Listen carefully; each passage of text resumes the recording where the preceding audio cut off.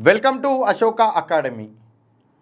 భూభారతి చట్టానికి సంబంధించిన క్లాసెస్ అనేది అశోక అకాడమీ యాప్లో ప్రొవైడ్ చేయడం జరుగుతుంది.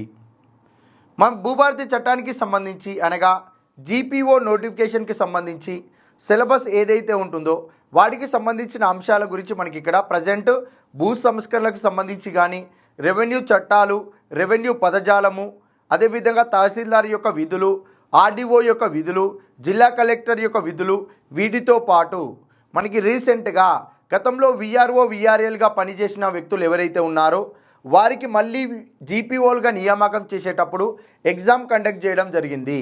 ఇలా 2 ఫేజుల్లో ఎగ్జామ్ కండక్ట్ చేసినప్పుడు ఇచ్చిన క్వశ్చన్ పేపర్లో 20 క్వశ్చన్లు వచ్చినాయి. ఆ 20 క్వశ్చన్లో మొత్తం కూడా భూ సంస్కరణలు, రెవెన్యూ రికార్డులు, ధరణి చట్టము, భూభారతి చట్టము, గ్రామకంఠం యొక్క భూములు, సేత్వార్ అంటే ఏంటిది, ఆర్డీఓ యొక్క విధులు, కలెక్టర్ విధులు, తహసీల్దార్ విధుల గురించి మనకి అందులో క్వశ్చన్స్ రావడం జరిగింది.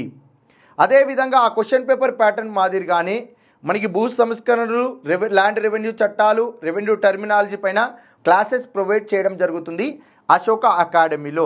అతి తక్కువ కోర్సుతోటి 30 గంటలకు క్లాసెస్ ఇవ్వడం జరుగుతుంది. వీటితో పాటు మనకి తెలంగాణ ప్రభుత్వ సంక్షేమ పథకాలను కూడా ఈ జీపీఓ కోర్సులోనే మనకి అందించడం జరుగుతుంది.